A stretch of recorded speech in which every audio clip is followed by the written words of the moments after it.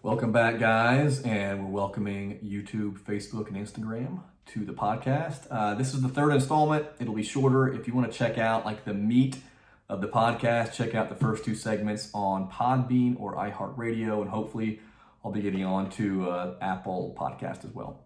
So what I want to talk about this last segment is why do we see the type of insanity, the waywardness, the immorality we see permeating our nation, but really all across the world.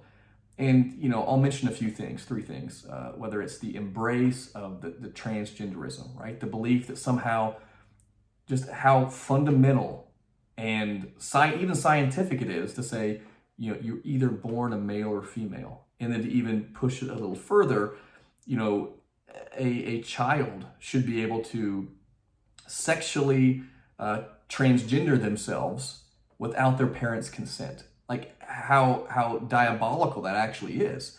But to know that it's actually been mainstream conversation, or even this belief right now, and you can look this stuff up, guys, that normalizing pedophilia, trying to decrease the age of consent now between minors and adults, and really trying to label individuals who are prone to pedophilia as, oh, they're just attracted to minors.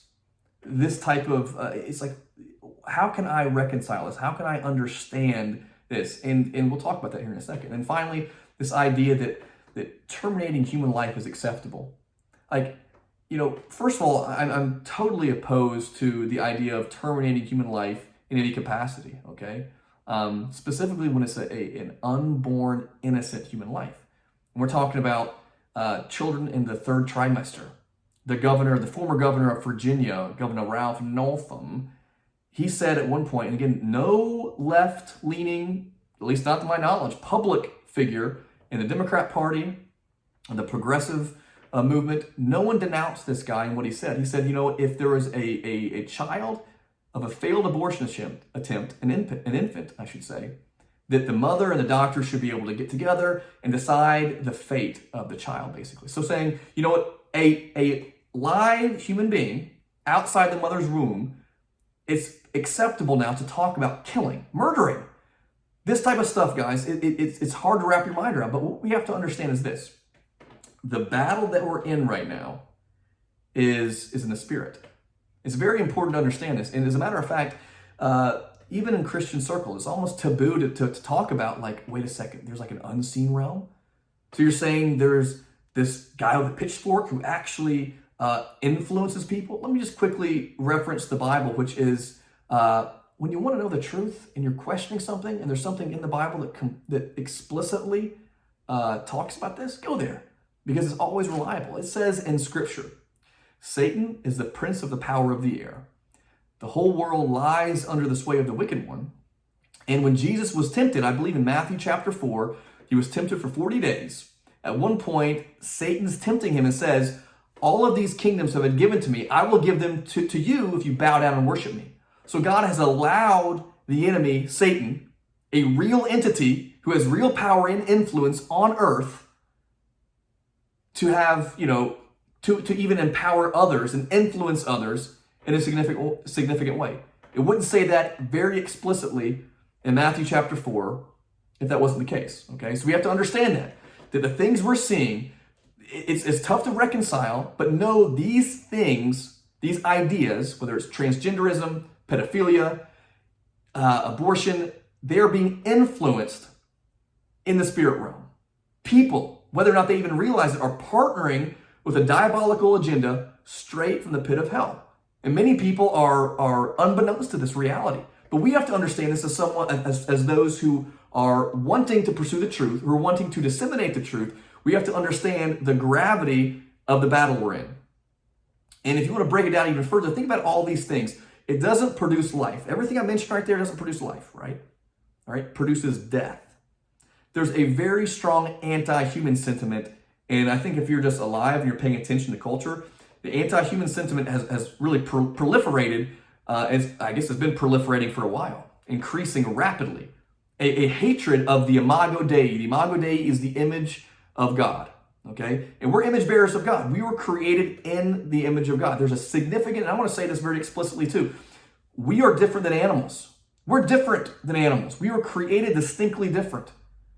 And so we see these different agendas. We pull back the layers. We understand that we are fighting an unseen force that hates the image of God. Can't touch God. So we are the next step there, human beings. And so, and I talked about the birth rate in the last episode. That's just another example. But what we have to understand is evil is never satisfied. It's never satiated. And it says in the Bible, there's a day coming where they will create new ways of doing evil. And so if you're thinking, oh, you know what? They'll settle with this. Transgenderism, not having the parents' consent, they're okay with that. That they'll be fine. All right. And if they get to that level, guys, this is, if you peel back, whether it was the Obergefell decision, same-sex marriage decision, or whether it was Roe v. Wade, all these landmark decisions that had a tremendous social impact on society, that wasn't enough. But again, we have to understand, we cannot combat this with hate. That is what ultimately, and I mentioned this, ad nauseum probably in my second segment, that these types of people, all right, the George Soroses and the Open Society Foundations, what they want to bring out, they know they can't, if they can't steal our fundamental beliefs, what they will do is they'll manipulate and try to create and elicit this type of response from us that is hate-filled, that is unhinged, because we see all these things going on, like what in the world, we're losing control. So therefore, we actually are the ones that feed into the bait, this division, because they want division. When it comes to these type of unhinged proposals and beliefs, philosophies, ideologies, they want us to respond in hate. We have to, first of all, discernment is key. And everyone has a part to play. I keep saying this, but I can't say it enough because it's true. We all have a part to play. Okay? And it says, blessed are the peacemakers. Blessed are the peacemakers, for they shall be called sons of God. So even when you're a peacemaker, doesn't mean there won't be upheaval in the peace you're trying to bring. Okay? But that is what we have to establish. We have to establish peace within our own segment. What we want to call it conservative segment, whether you want to call it the Christian segment, or those who love the Constitution, or just those who are, pragmatic, who want to see kids born, and they want to see boys and girls grow up in their respective genders. Just that. If you're just that, we have to have discernment, and you have to understand, okay, what role can I play practically? How can I be a conduit of truth, a conduit of sensibility? What part can I play? And I think that is key. Slow down. Don't respond. Like literally, if you try to respond in rage, you literally can't think. I mean, like psychologically, that's true. You can't actually reason properly and present a well thought out, articulated response if you're in a state of rage and hostility. And that's what they want. Okay. So again, we can't fight this battle even in our religious rage.